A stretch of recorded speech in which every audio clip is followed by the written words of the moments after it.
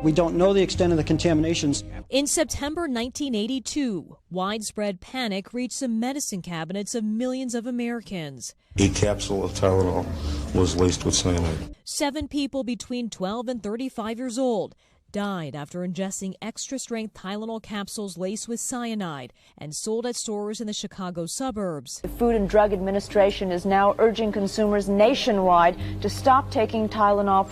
No one has ever been charged with the murders.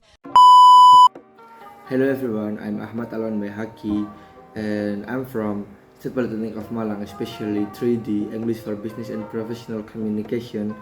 And in this occasion, I would like to tell you about the Tylenol murders case study 1982. Here, I had several questions to answer about Tylenol murders case study. Let's get started to number 1. Alright, first question. What might have been the consequences if Johnson & Johnson had decided to tough out the first reports of Tylenol-related deaths and not recall the product? The consequences for Johnson & Johnson for not recalling Tylenol in 1982 could have been severe. The first one is loss of life. It's the most serious consequence because more people would have been poisoned by the tampered Tylenol, potentially leading to many more deaths. Second, legal repercussions. Lawsuits from victims' families would have been inevitable. Johnson & Johnson could have faced criminal charges for knowingly allowing a dangerous product to remain on the market. These legal battles would have been costly and damaging for the company's reputation. Brand destruction, public trust in Tylenol, and possibly all Johnson & Johnson products would have likely been shattered. The negative publicity and association with deaths could have sunk the brand. Number 2. What are the public relations options that Johnson & Johnson have in responding to the first round of Tylenol murders? So another public relation options were to recall all the product completely worldwide. So they could have also paid the families that was affected some compensation even though they didn't cause the deaths. And number 3, do you think the company made a wise decision by reintroducing extra strength Tylenol? So I think reintroducing Tylenol was a wise decision by Johnson & Johnson for several reasons. The first one is public health necessity. Tylenol was a well-established pain reliever trusted by many people. Removing it entirely would have a gap in readily available pain medication. Second, rebuilding trust. A successful introduction with tamper-evident packaging showed Johnson & Johnson learned from the crisis and prioritized consumer safety.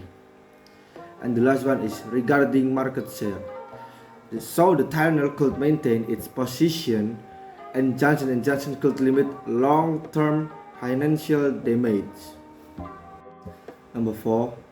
In light of the response of other companies not to move precipitously when faced with a crisis, do you think Johnson & Johnson should have acted so quickly to remove the Tylenol product when the second round of the Tylenol murders occurred in 1986?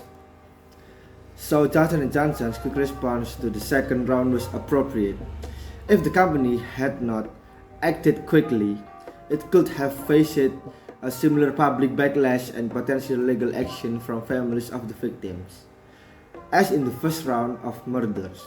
Additionally, the company's reputation and the trust with its customer could have been severely damaged, which could have had long-term financial and reputational consequences. Next is question number 5. What specific lessons can be derived from the way in which Johnson & Johnson handled the public relations aspect of these tragedies? So, the first lesson is transparency and speed. In this case, Johnson & Johnson openly acknowledged the deaths and swiftly recalled the product, demonstrating honesty and commitment to public safety. This action helped to minimize reputational damage. Second is full of accountability. It expressed empathy for victims and working closely with authorities. And this comprehensive approach, demonstrating not just honesty but also deep concern and cooperation, that helped rebuild the public trust. The third is customer-centric crisis management. By prioritizing safety over profit, Johnson & Johnson communicated openly with media relations and with empathy. This, along with a crisis plan and learning from past mistakes, helped them regain the public trust. Question number 6. What was the media environment when the Tylenol crisis occurred? How might the results have differed if the crisis occurred today? So the Tylenol crisis played out in a vastly different media landscape.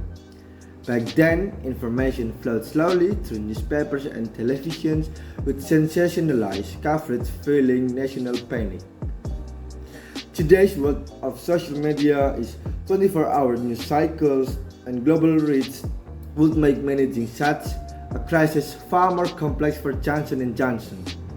Social media would spread information instantly, while constant news pressure would demand a quicker response with less time for planning. Increased scrutiny from all angles and the potential for a global meltdown would add to the challenge. Even data privacy concerns, if a cyber attack were involved, could complicate matters by forcing a balance between transparency and information security. The last question: what can I get from the Tylenol website? So, Tylenol website www.tylenol.com offers several sections that demonstrate Johnson & Johnson's concern for a customer, including first one is care cards. Here Johnson & Johnson provides information on how to use Tylenol products safely and effectively, as well as what to do if you have any questions or concerns about the use of the product. Second, house calls. This section offers personalized advice and support from a team of experts, including pharmacists and other healthcare professionals that can help answer any questions you may have about the use of Tylenol products. The last one is answers to frequently asked questions about the Tylenol products, safety and dosing, as well as information on how to report any adverse events or side effects you may experience while using the product. So I think that's all from me about the Tylenol murder case study, and I hope we can take the advantage and the useful information from this. Thank you, bye bye.